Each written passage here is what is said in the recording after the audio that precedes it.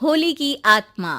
बचपन से शहर में रहने वाला मनोज इस साल होली की छुट्टियों में अपने गांव दुर्गापुर वापस आता है, जहां उसे देख पूरा गांव खुशी से झूम उठता है।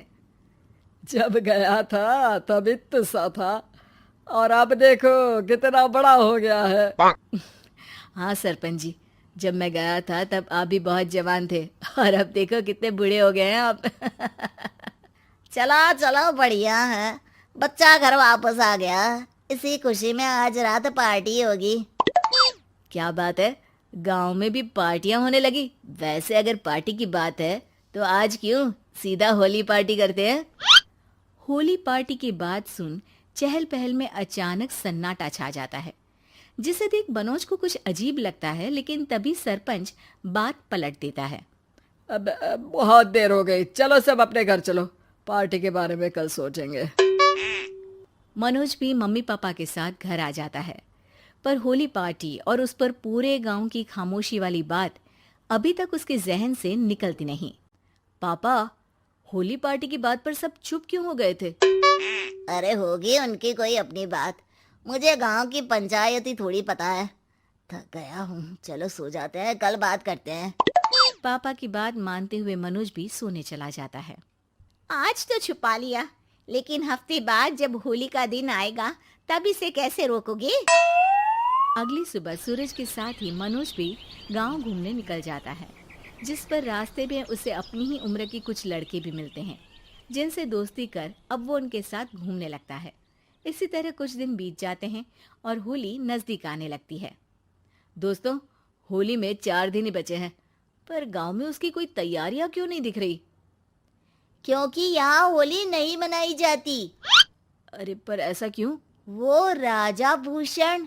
अरे तुम 4 दिन के लिए आए हो, क्या इतना सोच रहे हो? चलो कुछ खाने चलते हैं। इसी के साथ एक बार फिर होली की बात को टलते हुए देख मनोज को शक होने लगता है। वो घर पहुंचते ही इंटरनेट पर अपने गांव और राजा भूषण के बारे में जानकारी निकालने लगता है। क्या? मुझे आज तक ये नहीं पता था। ऐसा कैसे? किसी ने मुझे कुछ बताया क्यों नहीं?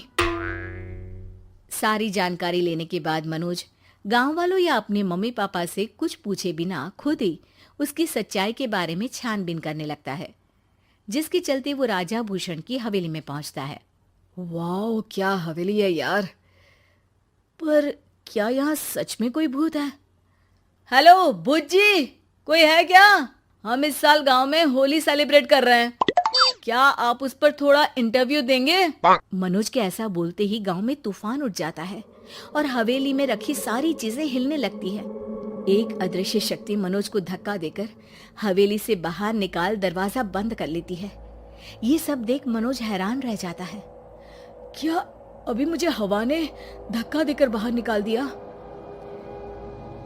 मेरे होते हुए इस गांव में कभी होली नहीं मन सकती, इसलिए दोबारा ऐसी कोशिश भी मत करना, अंजाम बुरा होगा। आवाज सुन मनोज हैरानी से इधर उधर देखने लगता है, पर उसे कोई दिखाई नहीं देता। वो गांव वापस आ जाता है, जहां तूफान की वजह से सब कुछ तहस महस हो चुका होता है। आखिर ये तूफान आया कैसे? ना ऐसा कोई मौसम था और ना ही हमने होली का त्योहार मनाने की बात की थी। सरपंच की बात पर कोई रिएक्शन दिए बिना मनोज चुपचाप अपने घर चला जाता है।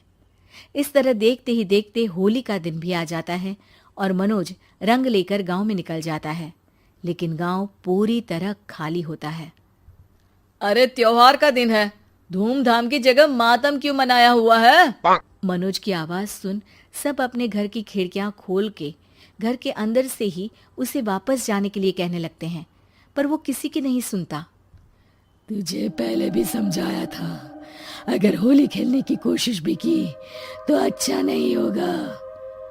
अरे बात मान लो बेटा, तुम्हें सच नहीं पता। मुझे सब पता है।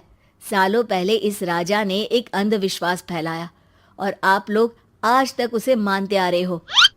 अरे बेटा, जब तुम पैदा भी नहीं हुए थे उससे भी बहुत पहले से इस गांव पर होली का श्राप है। अगर गांव में होली का त्योहार मनाया जाता है तो प्रलय आना पक्की बात होती है। राजा भूषण इस सब में नहीं मानते थे और त्योहार मनाने लगे, जिसके चलते होली वाले ही दिन पहले उनके बेटे की और फिर उनकी मृत्यु हो गई। तभी से गांव की रक्षा के लिए उनकी आत्मा उस हवेली में रह रही है। सबकी बातें सुन मनोज उलझन में पड़ जाता है। सोचना भी मत मनोज, अगर तुमने इस परंपरा को तोड़ने की कोशिश भी की तो उसका परिणाम इस गांव और गांव के लोगों के लिए अच्छा नहीं होगा। मुझे भी यकीन नहीं हो रहा कि आप लोग एक बेतुकी बात को मानकर सालों से रंगों के त्योहार को मातम की तरह मनाते आ रहे हो। मनोज किसी की कोई बात ना मानते हुए पूरे गांव में रंग बिखेर देता है, जिसके तुरंत बाद वहां तूफान के साथ बिजलियां गरजने लगती है।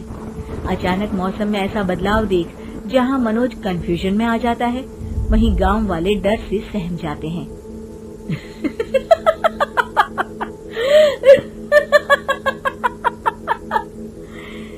इस लड़के ने हमारे जैसे सिर्फ अपने स्वार्थ के लिए नहीं बल्कि पूरे गांव की खुशियों के लिए यहाँ होली मनाई है, जिस वजह से अब इस गांव पर होली का श्राप टूटता है।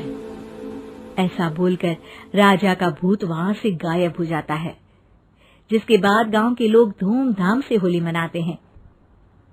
खुशियों के रंग गांव में बिखरे ही होते हैं कि अगली सुबह अचानक मनोज कहीं गायब हो जाता है और एक बार फिर गांव में होली का नया राज शुरू हो जाता है।